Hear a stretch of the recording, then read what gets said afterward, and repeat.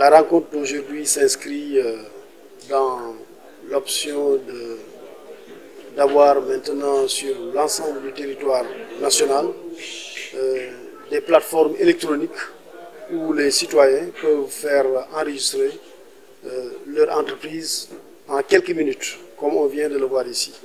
Au début, cette plateforme existait essentiellement mais de plus en plus, nous avons commencé à étendre cette plateforme sur l'ensemble du Sénégal. Parce que la plateforme a été installée maintenant à Thiès, elle a été installée aussi à Kaolack, elle a été installée à Saint-Louis. Aujourd'hui, c'est à Mbour qu'elle est installée. La semaine prochaine, elle va être installée à Tamba. Donc, progressivement, les commerçants, notamment, pourront désormais faire enregistrer de façon électronique et avoir leur papier, leur plateforme. Donc, c'est le sens de cette activité que nous avons tenue ici. Bien évidemment, il s'agit de modernisation des entreprises, modernisation de l'économie. Parce que comme on le sait, aujourd'hui, ce sont les entreprises qui font le développement. Mais il faudrait que les entreprises et les entrepreneurs puissent disposer d'entités juridiques et puissent avoir une plateforme où elles pourront avoir toutes les informations qui sont relatives à la vie et aux activités des entreprises.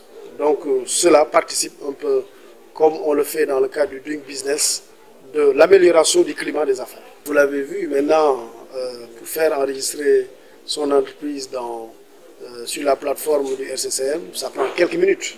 On a dit 5 minutes, mais bon, je pense que c'était quand même 10 minutes. Voilà, mais c'est quelques minutes, c'est quelques clics maintenant. Voilà, on n'a pas besoin de perdre du temps, etc. Le SYTJUST est en grève depuis quelque temps. Les syndicats ont dans ce pays le droit de grève. Ils sont en grève. Ils ont une plateforme sur laquelle, pour l'essentiel, il y a des demandes d'augmentation d'indemnités. Notamment, ils ont demandé l'augmentation d'indemnités de judicature. Ils ont aussi demandé l'octroi d'indemnités de logement. Les demandes qu'ils ont formulées atteignent des montants extrêmement importants pour le budget de l'État. Nous sommes en dialogue. Nous les avons reçus d'ailleurs hier. Nous leur avons fait des propositions substantielles d'augmentation, notamment de l'indemnité de judicature, de plus de 200%. Mais ils ont considéré que voilà, ce n'est pas encore conforme à leur espoir. Et voilà. Mais la grève commence à durer. Il faut reconnaître que ça perturbe le fonctionnement du service public de la justice. Fort heureusement, pas partout. Parce que j'ai fait le point et j'ai vu qu'il y a des localités du Sénégal où la grève n'a pas pu entraîner une paralysie du fonctionnement du service public de la justice. Mais il y a d'autres localités où il y a un ralentissement et parfois un arrêt de la distribution du service public de la justice. Nous laissons la porte du dialogue ouverte, mais il faut dire aussi que voilà, le nombre de jours non travaillés sera aussi précompté. C'est-à-dire que autant les syndicats ont le droit de grève, autant aussi l'État, le gouvernement a le droit de prélever des salaires des jours qui n'ont pas été travaillés. Et il n'est pas exclu que les dispositifs soient mis en place. Alors, monsieur le ministre d'actualité, Barthélémy Dias hier, sur le plateau de TFM, a fait des accusations, dit que vous avez tout fait pour le maintenir en prison. Réaction sur cette affaire, alors qu'il y a des magistrats qui ont refusé. Bon, votre volonté était de le maintenir en prison, mais des magistrats ont refusé. Réaction?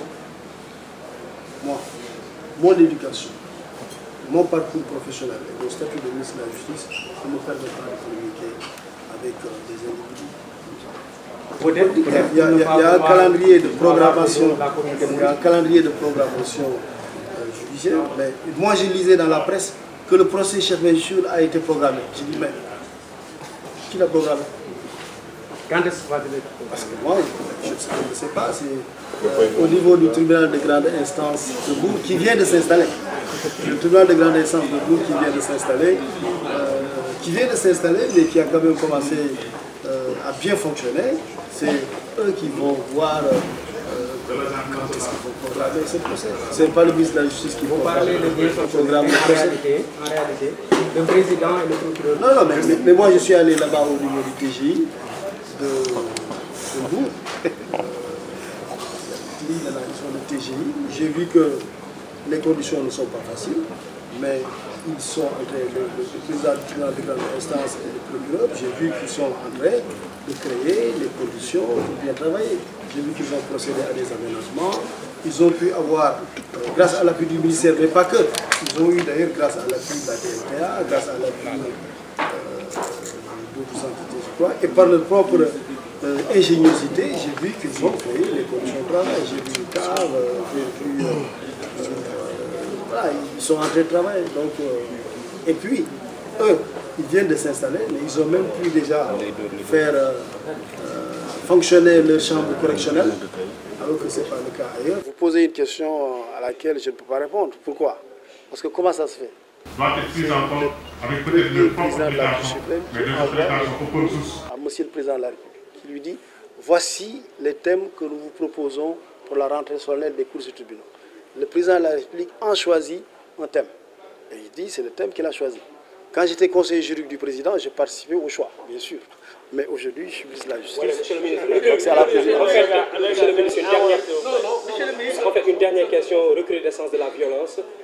La peine de mort est encore agitée. Vous campez jusqu'à présent sur votre position qu'il n'est pas question de faire revenir la peine de mort au Sénégal.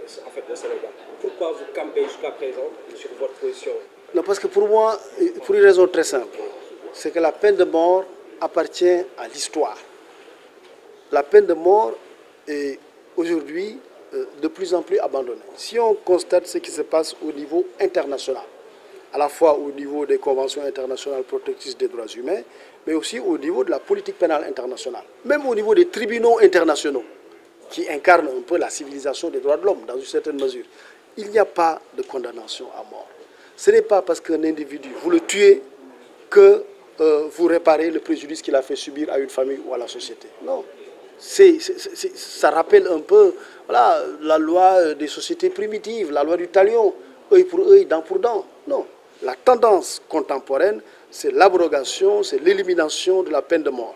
Le Sénégal a dépassé la peine de mort. Et puis, vous savez, dans l'histoire du Sénégal, on n'a quasiment pas vraiment fait application de la peine de mort.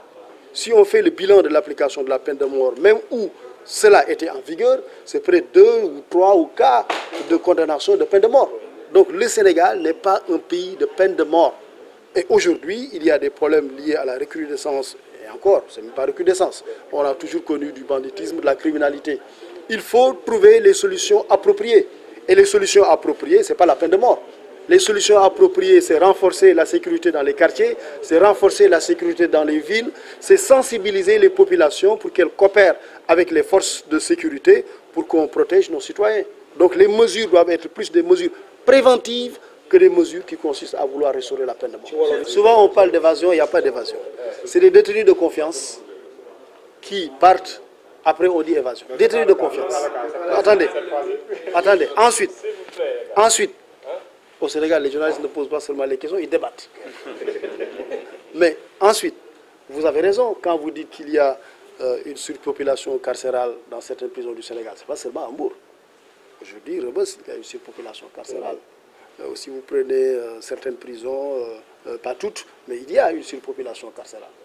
Aujourd'hui, ce qui est le plus important, c'est quoi? C'est qu'est-ce qui est mis en œuvre pour diminuer la surpopulation carcérale. Parce que vous savez, au Sénégal, nous avons à peu près 10 000 prisonniers. Sur les 10 000 que nous avons, 60% sont des condamnés, définitivement. Les 40% sont en détention. Donc sur quel levier jouer pour réduire la population carcérale? Aujourd'hui, c'est ça qu'on est en train de faire. Premier levier, c'est de construire des chambres à l'intérieur des prisons. Si vous allez à Thiès, aujourd'hui, il y a des chambres qui sont construites et des chambres qui sont aux normes et standards, pas les anciennes chambres de prison qu'on connaissait. Deuxièmement, si vous allez aujourd'hui à Koutal, il y a des chambres qui vont être prêtes dans un mois, 500 places à peu près, de chambres avec des plafonds très élevés qui essaient de respecter les normes et standards. Il y a aujourd'hui une prison qui est en train d'être construite à Sébikotane. Donc, on joue sur l'infrastructure pénitentiaire. Et on va avoir dans un mois, deux, beaucoup de chambres qui vont être disponibles. Deuxièmement, on joue aussi sur ce qu'on appelle les mesures de libération conditionnelle. Récemment, par exemple, on a vu maintenant qu'au Sénégal, pendant longtemps, on n'appliquait pas la loi. Que dit la loi? Que un citoyen condamné, mais qui a purgé la moitié de la peine et qui présente des garanties de resocialisation peut bénéficier d'une libération conditionnelle. C'était appliqué à compte-gouttes. Maintenant, nous avons décidé de l'appliquer. Les mesures de grâce dans une certaine mesure. Et puis, de plus en plus, on va appliquer, pour certaines infractions notamment, les peines alternatives. Les peines alternatives, c'est quoi? C'est qu'on n'a pas forcément besoin, pour certaines infractions, d'amener les gens en prison. Donc, c'est des mesures qui vont être mises en œuvre pour diminuer de façon considérable déjà la détention. Donc voilà, qui doit être l'exception. Vous avez raison de rappeler ce principe. Donc voilà, c'est ça qui fait que donc on va, dans quelques mois, aboutir à une baisse substantielle en principe du nombre de détenus dans les prisons. Et ensuite, il y a beaucoup de Sénégalais, certains Sénégalais en tout cas, il y a un nombre important. Par exemple, aujourd'hui, ceux qui font l'objet d'une détention supérieure à 3 ans, il y en a au moins 500. Aujourd'hui, des mesures sont en train d'être prises pour que l'instruction soit encadrée dans le temps. C'est-à-dire qu'on ne puisse plus garder les gens pendant longtemps en prison sans les juger. Voilà, donc il y a des leviers sur lesquels on va agir pour régler ce problème.